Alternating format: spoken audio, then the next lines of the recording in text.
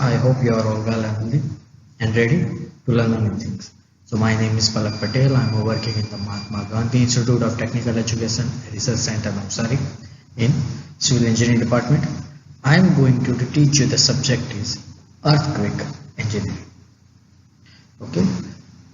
इस सब्जेक्ट में आज हम मॉड्यूल 2 पढ़ेंगे, जिसमें हमें सिर्फ और सिर्फ एग्जाम्पल का, मतलब ये वीडियो सिर्फ एग्जाम्पल का है। मतलब मॉड्यूल 2 में जितने भी एग्जाम्पल हैं वो इस एक वीडियो में मैं कवर करने की ट्राई करूँगा। ठीक है, चलिए। तो ये वो कंटेंट है, वो सारे फंडामेंटल मॉड्यूल 2 है, उसके सारे कंटेंट हैं हमारे पास। एग्जाम्पल इस टॉपिक में बाकी है, मतलब इस चैप्टर में बाकी है। पहला एग्जाम्पल है find the natural frequency of the system shown in figure. मतलब ये जो नीचे फिगर दी गई है हमें, ये वाली ये पूरी फिगर इस सिस्टम की, मतलब ये पूरा सिस्टम है जिसके पास हमारे पास एक बॉडी है 60 kg की, 60 kg की, और उसके आसपास से स्प्रिंग जॉइंट की गई है। ये जो पूरा सिस्टम है उसे बोला जाता है एनर्जी डिसिपेशन डिवाइस। अब इस सिस्टम को हमें एनालिसिस करना है, इसकी नेचुरल फ्रीक्वेंसी फाइंड करनी है। ठीक है, तो चलिए हम फाइंड करते हैं इसकी नेचुरल फ्रीक्वेंसी।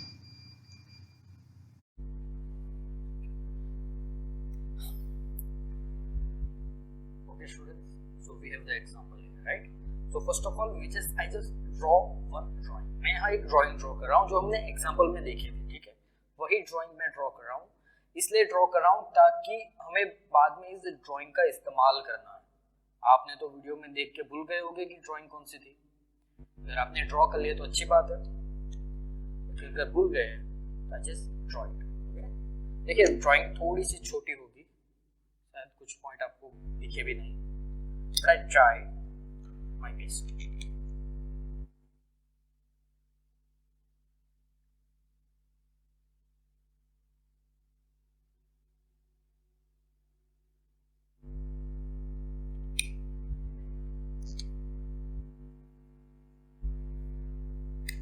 ओके, ऐसी ड्राइंग थी हमारी। ठीक है, अब इसी ड्राइंग में ये एक सिस्टम है पूरा, ये समझ लो कि ये एक पूरा सिस्टम है। मुझे इस सिस्टम की नेचुरल फ्रीक्वेंसी फाइंड करनी। ठीक है, अच्छा इस सिस्टम में कुछ गिवन डेटा दिए हुए वो लिख लेते हैं। यहाँ साइड 60 kg दिया हुआ है। ठीक है, मतलब इस सिस्टम का पूरा मास 60 kg है, और ये 3 स्प्रिंग दी हुई है हमें। इस तीनों स्प्रिंग की स्टिफनेस शायद 10 न्यूटन पर mm है, और ये लास्ट वन की 20 न्यूटन पर mm है। राइट, यही है। ठीक है, यही सिस्टम हमें पूरा दिया हुआ। हमें क्या करना है, इस पूरे सिस्टम की नेचुरल फ्रीक्वेंसी फाइंड करनी है। क्या फाइंड करनी है हमें?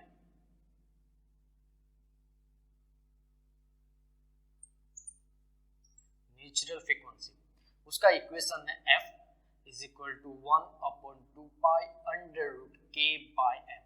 हम पहले ही ये इक्वेशन देख चुके हैं, 1/2 pi under root K by M। ठीक है, अब मुझे इस पूरे सिस्टम की नेचुरल फ्रीक्वेंसी फाइंड करनी है। 1/2 pi की वैल्यू आपको पता है, पाई की जगह क्या लिखना है हमें, 3.14। ठीक है, M की वैल्यू हमारे पास है, ये रही 60 kg। लेकिन यहाँ K है स्टिफनेस। मुझे इस पूरे सिस्टम की नेचुरल फ्रीक्वेंसी फाइंड करनी है, लेकिन मेरे पास 4 डिफरेंट स्प्रिंग है, मतलब 4 डिफरेंट स्टिफनेस है।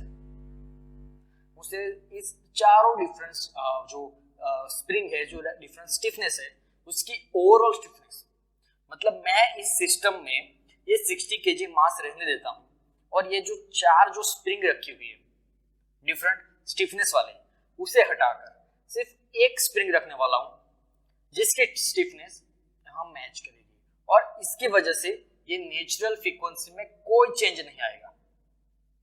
तो मुझे क्या करना है, मुझे इस सब की एक नेचुरल फ्रीक्वेंसी फाइंड करनी है, मतलब एक स्टिफनेस फाइंड करनी है जो इस पूरे सिस्टम की एक्चुअल स्टिफनेस होती है। ठीक है, तो फर्स्ट स्टेप क्या रहता है, फर्स्ट स्टेप रहता है मैं इस पूरे सिस्टम को 3 पार्ट में डिवाइड कर देता हूं।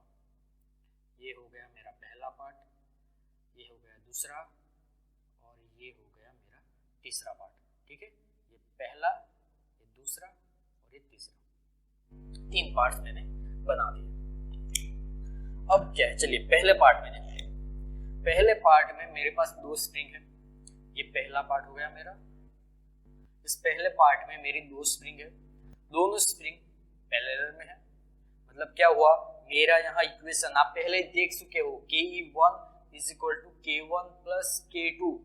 मतलब K1 कितना हुआ, 10 स्टिफनेस है, K2 की स्टिफनेस भी 10 है, मतलब यहाँ आई 20 न्यूटन पर mm। अब ये 20 न्यूटन पर mm Ke1 है, ये क्या डिनोट करता है, क्या बताता है कि मैं यहाँ इन दोनों स्प्रिंग को इरेज कर सकता हूँ। मतलब यहाँ से ये 2 स्प्रिंग हटाकर ये मैंने दोनों स्प्रिंग हटा दी और उसकी जगह सिर्फ एक स्प्रिंग लगा दी मैंने। और इस एक स्प्रिंग की स्टिफनेस क्या होगी, 20। फिर भी इस सिस्टम की नेचुरल फ्रीक्वेंसी चेंज नहीं होने वाली। समझ में आया? तो ये इक्वेशन था स्प्रिंग इन अ पैरेलल का। ठीक है, तो हमारा पहला पार्ट कंप्लीट हो चुका है। अब चलते हैं दूसरे पार्ट की ओर। दूसरा पार्ट ये 2 पार्ट है।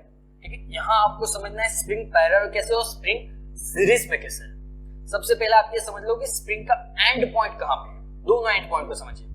पहला एंड पॉइंट ये पहली स्प्रिंग के देखते हैं, तो ये एंड पॉइंट कहाँ है, फिक्स है। दूसरा एंड पॉइंट दूसरी स्प्रिंग के साथ कनेक्टेड है।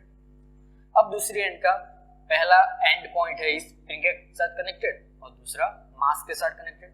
मतलब इन दोनों स्प्रिंग का एक एंड एक दूसरे के साथ कनेक्टेड है।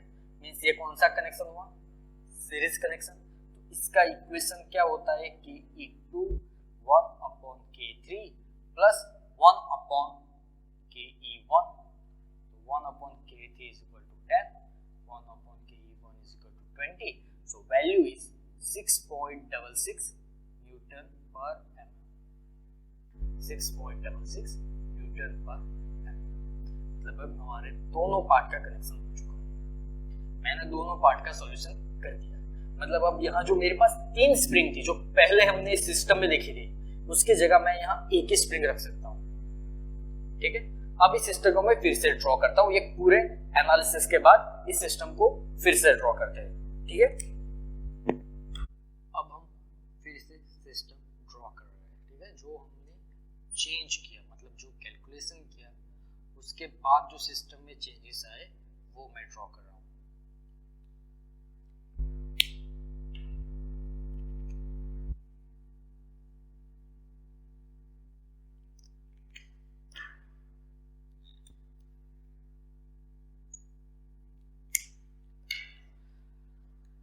ठीक है, ये पूरा फिक्स था, इसमें हमने कुछ चेंज नहीं। हमने कहाँ चेंज किया, स्प्रिंग के अंदर।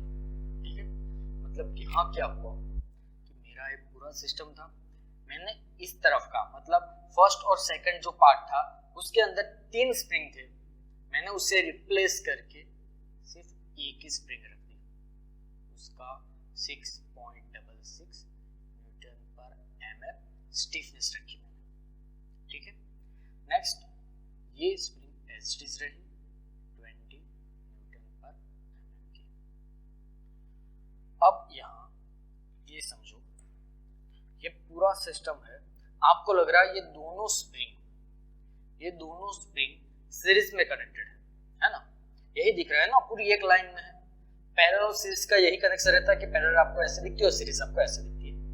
लेकिन यहाँ ये समझ लो कि आपको स्प्रिंग का दोनों एंड पॉइंट कनेक्शन समझना होगा।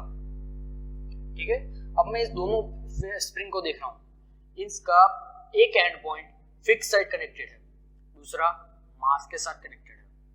इस सेकंड स्प्रिंग का एक एंड पॉइंट फिक्स बॉडी के साथ कनेक्टेड है, दूसरा मास बॉडी के साथ कनेक्टेड है।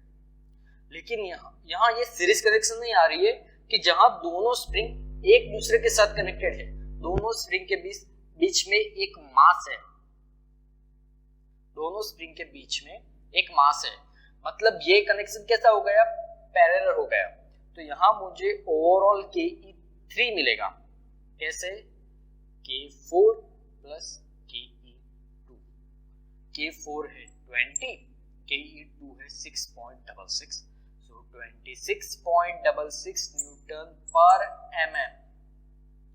ये आ गई ओवरऑल स्टिफनेस, मतलब ये K मुझे मिल गया, लेकिन मैं इसे लिखूंगा 26.66 इंटू 10⁻³ न्यूटन पर मीटर।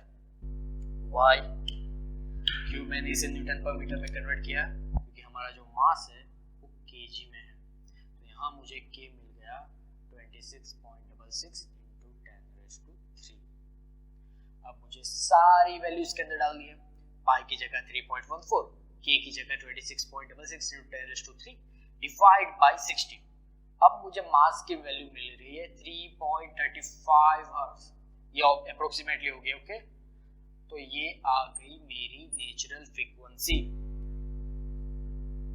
नेचुरल फ्रीक्वेंसी का कॉन्सेप्ट समझते होगे तो बड़ी आसानी समझ में आ जाएगा। तो ये मेरी आ गई नेचुरल फ्रीक्वेंसी, मतलब इस सिस्टम को एक बार फोर्स में डालने के बावजूद अगर मैं फोर्स हटा लेता हूं फिर भी ये सिस्टम 3.35 हर्ट्ज की नेचुरल फ्रीक्वेंसी में वाइब्रेट करेगी। ठीक है, तो ये हुआ हमारा फर्स्ट एग्जांपल कंप्लीटेड। इतना छोटा सा था, इतना सिंपल था, बस आपको इस सिस्टम को एक पार्ट्स में डिवाइड करना था और उसी सिस्टम को समझना था कि ये कौन से सिस्टम है, सीरीज है या पैरेलल है। अगर आपने ये सही से समझ लिया और ये इक्वेशन सही लगा दिया तो आपका इक्वेशन कंप्लीट।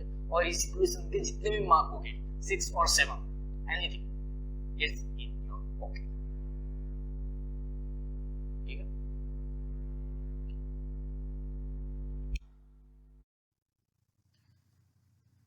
ओके, तो हमारा पहला एग्जांपल हो गया। ये नेक्स्ट एग्जांपल है। ये एग्जांपल भी हमारा विंटर 80 और विंटर 90 में पूछा गया था। चलिए ये एग्जांपल यहाँ मैंने देख लिया, विंटर 80 और विंटर, मतलब सेम एग्जांपल नहीं था, मे बी वैल्यू चेंज की गई होगी, लेकिन इस तरह के एग्जांपल आ चुके हैं एग्जाम में, जीटीयू एग्जाम में।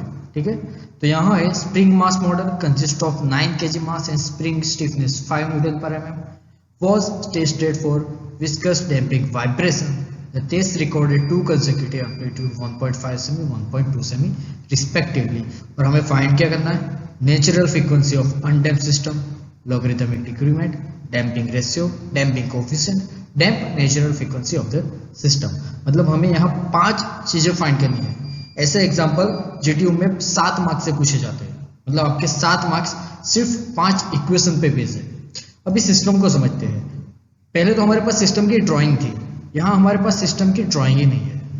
हमें बोला गया है कि एक मास है, मतलब एक बॉडी है जो 9 kg की है और एक स्प्रिंग के साथ कनेक्टेड है, इस स्प्रिंग के साथ, जिसकी स्टिफनेस है 5 न्यूटन पर mm। ठीक है, अब ये जो सिस्टम है 9 kg की सिस्टम है और 5 न्यूटन का जो स्प्रिंग है स्टिफनेस वाले, वो किसी तरह से वाइब्रेशन में है, वो नेचुरली वाइब्रेशन में है।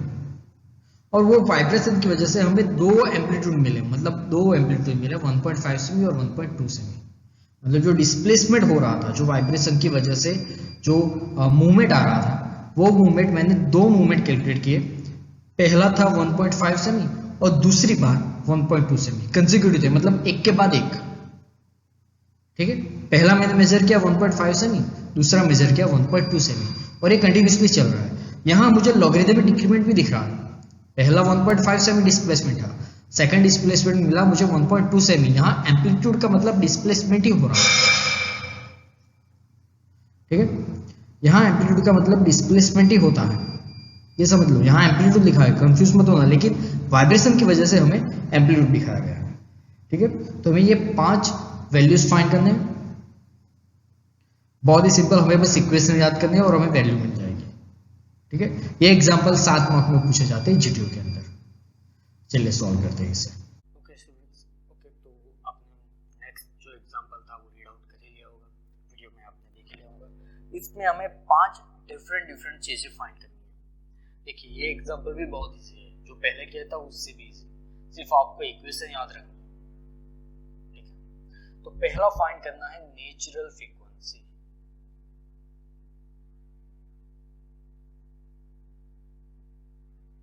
Natural frequency of undamped system.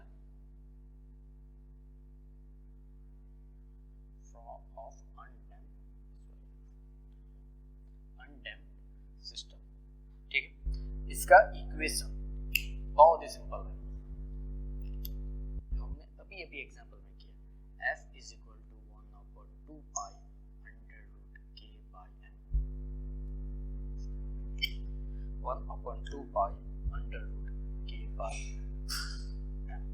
ठीक है, अब यहाँ क्या होगा, यहाँ हमें वैल्यू दी हुई है पहले से, m की वैल्यू 9, राइट, k की वैल्यू 5, 9 kg और इसकी न्यूटन पर m, ये वैल्यू पहले से दी हुई है, हमें सिर्फ एक इक्वेशन में उसकी वैल्यू डालनी है कि ये है 5, ये है 9, कितनी हुई 0.11 हर्ट्ज।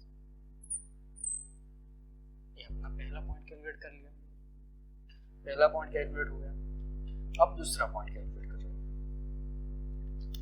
दूसरा पॉइंट है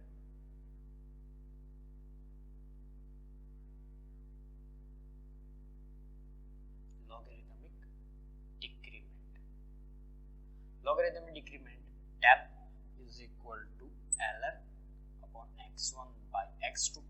अब यहाँ एग्जांपल में हमें x1 x2 भी दिया हुआ है, क्या है, x1 है 1.5 और x2 है 1.2, सो ln 1.5 डिवाइडेड बाय 1.2, इसे सीधा कैलसियम में करते हैं तो वैल्यू आती है 0.12,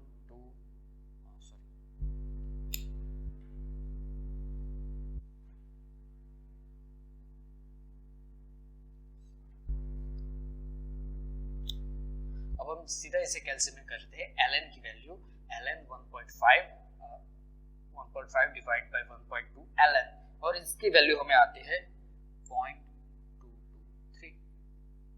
ये हमारा दूसरा पॉइंट कैलकुलेट हो गया। आपको बस इसमें इक्वेशन याद रखने हैं, ये वाला नेचुरल फ्रीक्वेंसी का है और ये वाला लॉगरिथमिक डिक्रीमेंट का है। ठीक है, अब हमें आगे भी और कैलकुलेट करना है, चलिए वो करते हैं।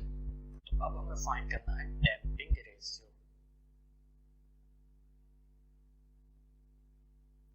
डैम्पिंग रेशियो का सिंपल जेटा है, तो इसका इक्वेशन है डेल इज इक्वल टू 2 पाई जेटा। हमें जेटा फाइंड करना है तो इसका इक्वेशन हो जाएगा del divide by 2 pi. Del हमें अभी फाइंड किया था logarithmic decrement 0.223 divide by 2 pi, so यहाँ डैम्पिंग रेशियो जेटा की वैल्यू हो जाएगी 0.035। ये हमारा हो गया डैम्पिंग रेशियो। नेक्स्ट हमें फाइंड करना है डैम्पिंग कोएफिशिएंट।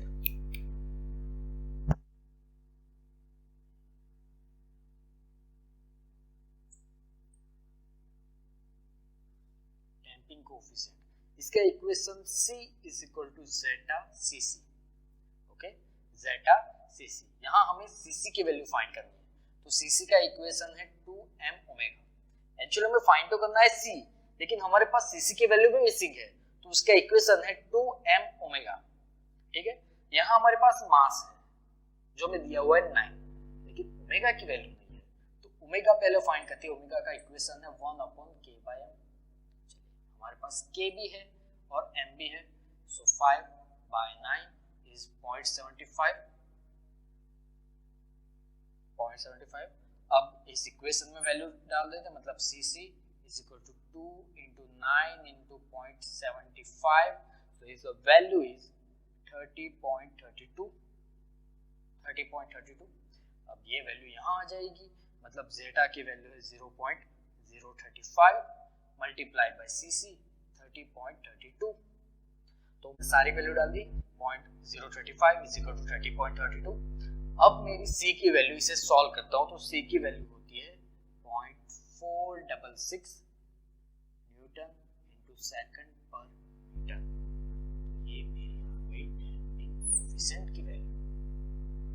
ठीक है, यहाँ मैंने 4 पॉइंट्स थे वो सॉल्व कर दिया, आपको बस उसकी इक्वेशन याद रखनी। मैंने पहले ही कहा था, just remember the equations and this example is much easier, right.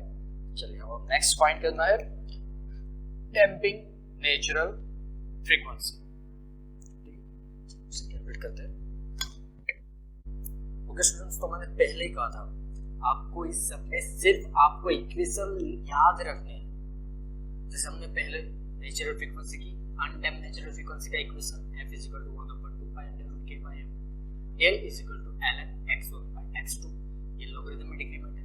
उसके बाद L = 2π/z, यहाँ मुझे और तरीके से सॉल्व करता हूँ तो z L/2π इक्वेशन हुआ है। उसके बाद C = zcc, omega t √1 - zr², ये है डैम्प नेचुरल फ्रीक्वेंसी का इक्वेशन।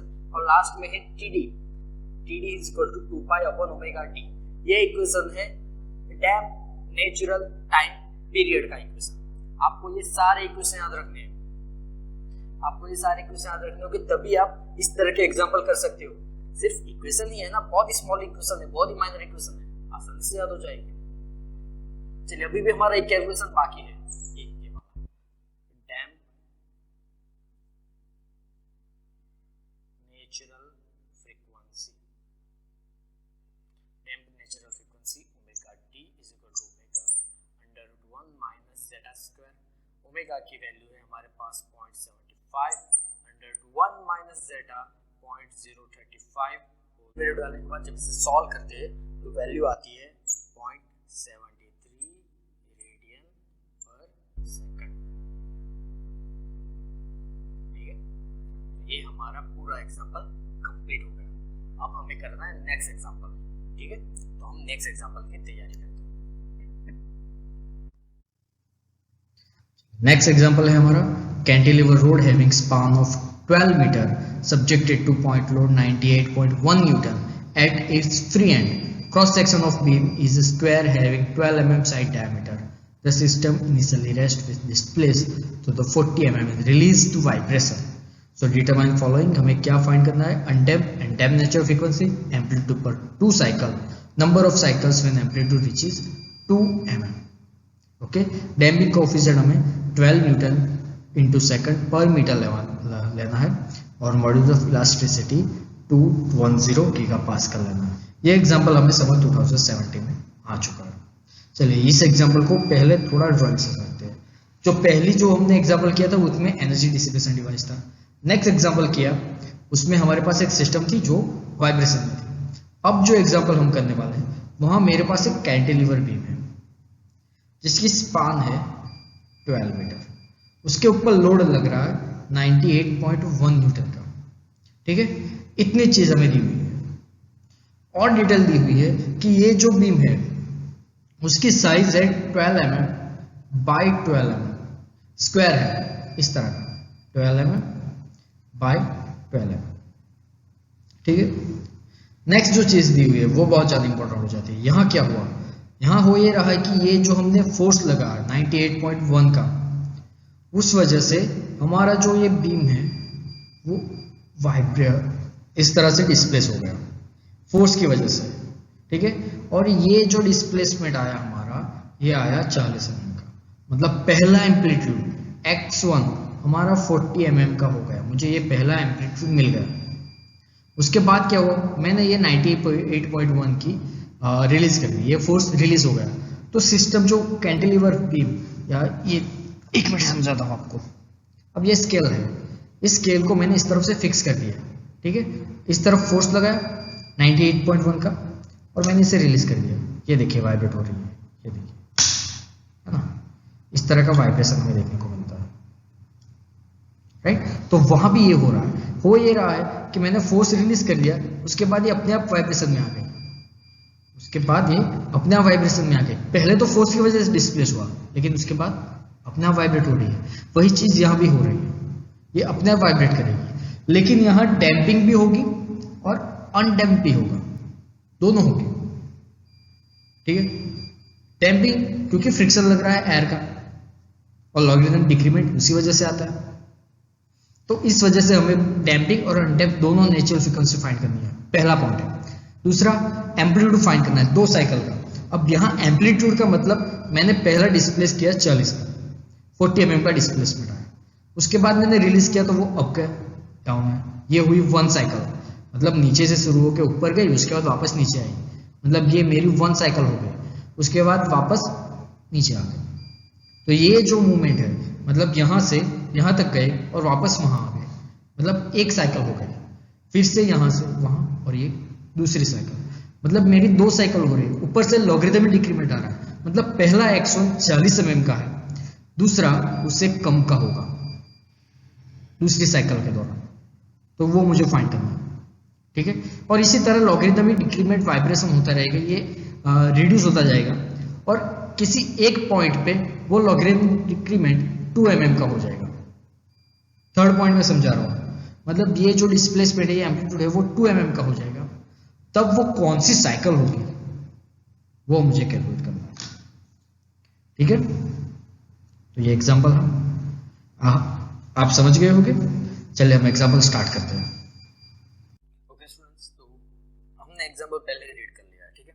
एग्जांपल में क्या लिखा हुआ है कि हमारे पास एक कैंटिलीवर रोड है जिसकी लेंथ है 12 मीटर और उसकी साइज है, मतलब स्क्वायर है 12 mm बाय 12 mm, इतनी चीज हमें दी हुई है। और उसके साथ एक और चीज हमें दी हुई है, वो है पॉइंट लोड, कितना 98.1 न्यूटन का, ठीक है, इतना दिया हुआ है। और साथ में एक और चीज हमें दी हुई है, वो है ये डिफ्लेक्शन, ये 40 mm का डिफ्लेक्शन दिया हुआ है, ठीक है। इतनी चीज हमें एग्जांपल के अंदर दी हुई है। हमें फाइंड करना है undamped natural frequency, damped natural frequency, then after logarithmic decrement की वजह से हमें फाइंड करना होगा इसका एम्पलीट्यूड और नंबर्स ऑफ साइकिल, ठीक है। यहाँ हमारे पास सिर्फ 2 ही ऐसे इक्वेशन है। पहला चले करते हैं अनडैम्प्ड नेचुरल फ्रीक्वेंसी, मतलब ओमेगा फाइंड करना है √k/m।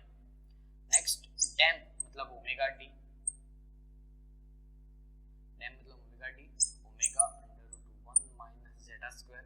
मुझे सबसे पहले ओमेगा फाइंड करना है, ठीक है। तो पहले यही कर देते कि ओमेगा फाइंड करते हैं, ठीक है। तो ओमेगा का इक्वेशन है √k/m, ठीक है। तो m मेरे पास है यहाँ पे 98.1 न्यूटन का मेरे पास m है, मतलब ये हुआ 10 kg।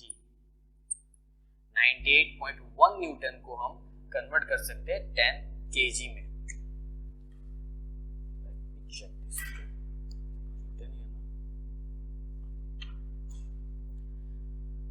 सॉरी, तो ये हो गया हमारा 10 kg, लेकिन अभी भी ये चीज मिसिंग है, के स्टिफनेस। अब अगले जो हमने एग्जांपल किए उस सब में हमें के डायरेक्टली दे दिया गया था, के हमारा क्या था, डायरेक्टली दे दिया था हमें, ठीक है। कैसे दिया हुआ था, के मतलब डायरेक्टली स्प्रिंग की स्टिफनेस ये सब दे दी थी। यहाँ हमारे पास कैंटिलीवर बीम है, मुझे इसकी स्टिफनेस फाइंड करनी है, तो वो मैं कैसे कर सकता हूँ। तो मेरे पास के का एक इक्वेशन है, P/del, force by deflection. Force मेरे पास है, डिफ्लेक्शन का इक्वेशन मुझे चाहिए, ठीक है। तो यहाँ मैं कुछ डिफ्लेक्शन के इक्वेशन लिख रहा हूँ। अगर मेरा बीम कैंटिलीवर है और उस पे एंड पे पॉइंट लोड लग रहा है, तो उसका इक्वेशन होगा डेल का तो उसका डेल का इक्वेशन होगा PL³ divide by 3EI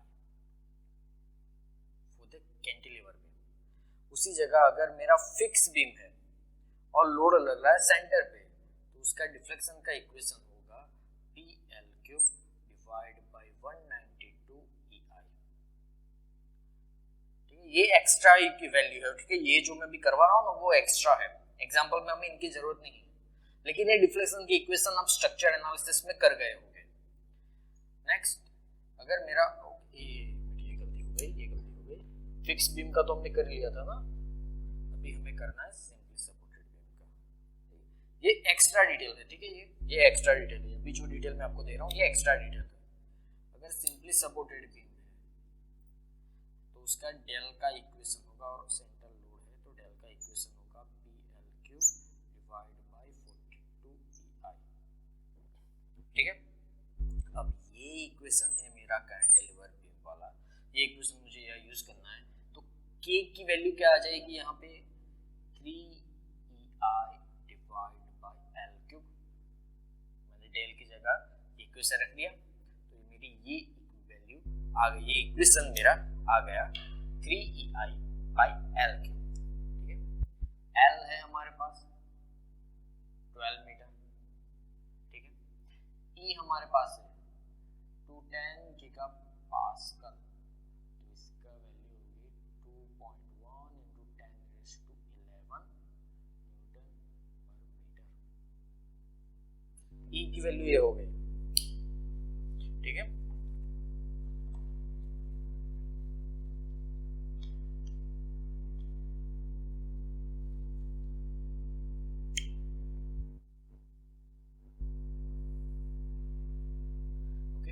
E की वैल्यू आ गई। अब मुझे I की वैल्यू फाइंड करनी है। I तो दिया हुआ नहीं है, लेकिन मेरे पास ये चीज है, मोमेंट ऑफ इनर्शिया फाइंड करने के लिए मेरे पास एक स्क्वायर कॉलम है, तो इसका इक्वेशन होगा A⁴ / 12, और मैं A की जगह यहाँ वैल्यू रख रहा हूँ A = 12 mm, तो ये वैल्यू हो गई 0.012 मीटर, क्योंकि मुझे सारी वैल्यू मीटर में डालनी है। ठीक है, तो ये A की जगह अगर मैं ये वैल्यू डाल रहा हूँ तो I की वैल्यू आ गई 1.72 × 10⁻⁹ मीटर/4। अब ये सारी वैल्यू मैं K के अंदर रखता हूँ, ये 3EI/L क्यूब में अगर मैं ये सारी वैल्यू रखता हूँ, मतलब E की जगह 2.1 × 10⁻11, I की जगह 1.72 × 10⁻⁹ और L की जगह 12 मीटर, तो मेरी K की वैल्यू यहाँ मुझे मिल जाएगी। एक second, I just change the pen colour. K की वैल्यू मिल जाएगी मुझे, ओके। तो अब जब मैं सारी वैल्यूज यहाँ पे E, I और L क्यूब, ये सारी वैल्यू जब यहाँ डालूंगा तो K की वैल्यू आएगी 630 न्यूटन पर मीटर, 630 न्यूटन पर मीटर। मुझे K की वैल्यू मिल गई। मैंने इतना सब किया सिर्फ K की वैल्यू फाइंड करने के लिए। नाउ ये एग्जांपल उतना ही इजी है जितना हमने पहले किया था। ठीक है, तो अब हम नेक्स्ट स्टार्ट करते हैं undamped natural frequency, damped natural frequency, then after हमारे जो दूसरे एम्पलीट्यूड है वो करते हैं। ठीक है, तो अभी से हमारा एग्जांपल स्टार्ट हो रहा है। ये सिर्फ K की वैल्यू फाइंड करने के लिए था। नाउ हम जो फाइंड करने वाले हैं वो इंपॉर्टेंट है। चलिए अब स्टार्ट करते हैं हमारी अनडैम्प्ड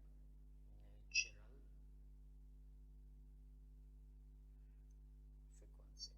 ओके, यहाँ एक क्वेश्चन अराइज होगा कि यार मतलब ये सिस्टम वो वाइब्रेशन में नहीं है। ठीक है, स्प्रिंग होती है तो हम फोर्स लगाते हैं, वो नेचुरली वाइब्रेशन में होती है। यहाँ हमारा क्या है, कैंटिलीवर बीम है, उसके ऊपर हमने फोर्स लगाया हुआ है, ये सिस्टम है। लेकिन यहाँ तो वाइब्रेशन में है ही नहीं, तो फिर ये नेचुरल फ्रीक्वेंसी कैसे मिलेगी। लेकिन यहाँ सिस्टम का एक कॉन्सेप्ट हमें दिया हुआ है कि हम सिस्टम पे फोर्स लगा रहे हैं बीम पे, उसके बाद फोर्स को हटा रहे हैं, तो वो अपने आप वाइब्रेट होगी बिना फोर्स के, राइट। तो उसकी हमें अनडैम्प्ड नेचुरल फ्रीक्वेंसी फाइंड करनी है, मतलब ओमेगा √k/m। k की वैल्यू है 630 डिवाइड बाय m की वैल्यू है 10, तो ये आएगी 7.93 रेडियन पर सेकंड। चलिए ओमेगा की वैल्यू मुझे मिल गई बड़ी आसानी से। अब नेक्स्ट मुझे फाइंड करनी है डैम्प नेचुरल फ्रीक्वेंसी, मतलब सिस्टम यहाँ दोनों चीजों में है, डैम्प भी है और अनडैम्प भी है।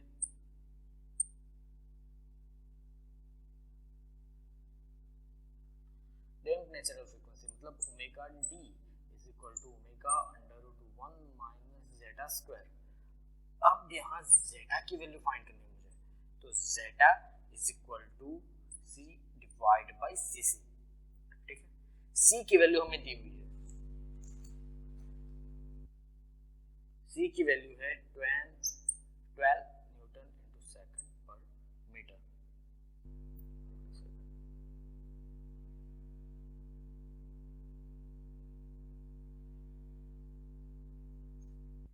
ओके, c की वैल्यू है, cc की वैल्यू चाहिए मुझे, तो 2m ओमेगा 2 × m = ओमेगा की वैल्यू 7.93, तो यहाँ वैल्यू आई थी I think 158.6 Newton into second पर मीटर। तो ये दोनों वैल्यू यहाँ रख रहा हूँ, तो मुझे जेटा की वैल्यू मिल रही है 0.094। ठीक है, मुझे जेटा की वैल्यू मिल गई। अब मैं ये सारी वैल्यू यहाँ पे डाल रहा हूँ, 7.93 अंडर रूट 1 माइनस 0.094 स्क्वायर। ठीक है, ये हो गई। अब यहाँ एक और वैल्यू आएगी, अब मुझे ओमेगा डी की वैल्यू मिल जाएगी। ठीक है, चलिए यहाँ पे मिल जाएगी ओमेगा डी की वैल्यू 7.77 रेडियन पर सेकंड। हो गया, मुझे जो एक गिनना था वो तो आसानी से हो गया, बस मुझे के की वैल्यू गिनने के लिए सिस्टम को समझना पड़ा। ठीक है, नेक्स्ट टॉपिक थोड़ा कंफ्यूजिंग है। नेक्स्ट जो हमें फाइंड करना है वो, उससे पहले हमें थोड़ी सी थियरी समझनी होगी जो हमने लेक्चर में कर ली थी, लेकिन यहाँ हम उस थियरी का थोड़ा सा रिपीटेशन करेंगे। ठीक है,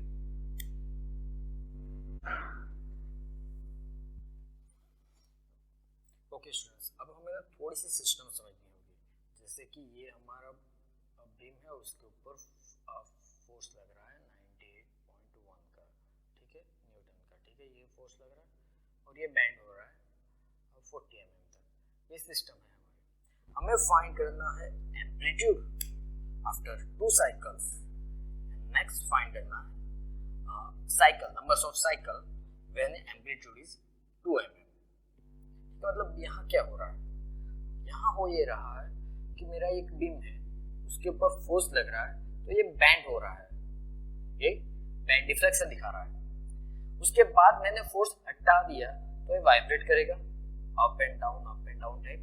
ठीक है, अब उसी वाइब्रेशन को हमने एम्पलीट्यूड साइकिल कहा।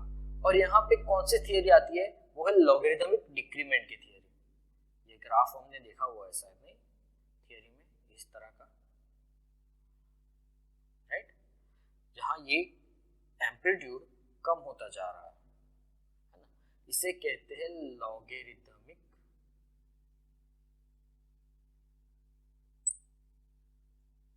डिक्रीमेंट। और ये आता क्यों हो सकता है कुछ फ्रिक्शन हो, कुछ डैम्पिंग हो, इस वजह से आता है। यहाँ कैंटिलीवर में हमें ये लॉगरिथमिक डिक्रीमेंट देखने को मिल रहा है। इसका इक्वेशन बहुत ही सिंपल है, del divide by 1 by n ln x1 by x2। ये सिंपल इक्वेशन हमें यूज करना है। ठीक है, चलिए शुरुआत करते हैं। तो पहले स्टार्ट करते हैं एम्पलीट्यूड आफ्टर 2 साइकिल्स। ठीक है, यहाँ हमारे पास यही इक्वेशन है, del 1 by n ln x1 by x2, यही इक्वेशन है। ठीक है, यहाँ हो क्या रहा है, चलिए यहाँ देखते हैं। n इज इक्वल टू 2 लिखना है मुझे। ठीक है, क्योंकि 2 साइकिल्स है तो ये नंबर्स ऑफ साइकिल्स आ गई, n आ गया मेरा नंबर्स ऑफ साइकिल, x1 आ गया मेरा पहला एम्पलीट्यूड जो है मेरा 40 mm का, 40 mm, 40 mm, तो ये हो गया 0.04 मीटर। ठीक है, उसके बाद मुझे फाइंड करना है x2, लेकिन अभी मेरा डेल मिसिंग है ना, तो डेल का इक्वेशन है 2 पाई जेटा। क्या करना है, 2 की वैल्यू है, पाई की वैल्यू है, जेटा की वैल्यू शायद हमने पहले गिनी थी 0.094, तो 2 into पाई into 0.094, सो डेल की वैल्यू आएगी यहाँ पे 0.590। ये हमारी आ गई डेल की वैल्यू। अब मुझे ये सारी वैल्यू इसके अंदर रखनी है। ठीक है, ये लॉगरिथमिक डिक्रीमेंट का इक्वेशन है, मुझे ये सारी वैल्यू इसके अंदर रखनी है। तो 0.590 is equal to 1/2 into ln x1 is 0.04 divide by x2, क्योंकि मुझे x2 फाइंड करना है। ठीक है, तो यहाँ आ रहा है मेरा 1.18 ट्वाइस मल्टीप्लाइड बाय 0.590, तो 1.18 is equal to ln 0.04 divide by x2। अब यहाँ मैं यहाँ लिख रहा हूँ 0.04 डिवाइड बाय x2, तो सो ये ln हो जाएगा e रेज टू 1.18। कॉन्सेप्ट समझ में आ गया, e raise to 1.18। So e raise to 1.18 की वैल्यू है मेरी 3.25। अब x2 की वैल्यू बड़ी आसानी से मिल जाएगी ना, 0.04 डिवाइड बाय 3.25। अब ये x2 की वैल्यू आएगी 0.012 मींस 12 mm। ये आ गया आफ्टर 2 साइकिल्स एम्पलीट्यूड। ठीक है, नेक्स्ट हमें फाइंड करना है numbers of cycle at 2 mm amplitude. चलिए ये भी सिस्टम समझा देते, ये कैलकुलेशन आपको खुद करना है। ठीक है, यहाँ क्या हो रहा है, पहले हमने क्या किया कि हमने फाइंड करना था एम्पलीट्यूड फाइंड किया, अब हमें फाइंड करना है numbers of cycles means n is find out, we have to find out n। x1 मेरा 0.04 फिक्स है, 0.04 फिक्स है मेरा। उसके बाद x2 0.002 2 mm दिया हुआ है। ठीक है, और डेल की वैल्यू कितनी है, हाँ 0.590।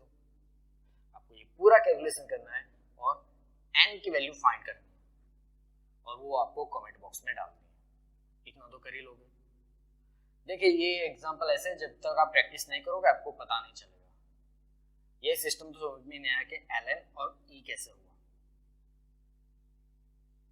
ठीक है, आप प्रैक्टिस करोगे तभी आपको समझ में आएगा कि ये कैसे हुआ। ठीक है, तो ये आपको करना है और अपने कमेंट बॉक्स में डालना है। ठीक है, चलिए तो हमारा ये एग्जांपल कंप्लीट हो गया। अब हम मिलते हैं नेक्स्ट लेक्चर में। ओके स्टूडेंट्स, तो यहाँ हमारा मॉड्यूल 2 कंप्लीट हो रहा है।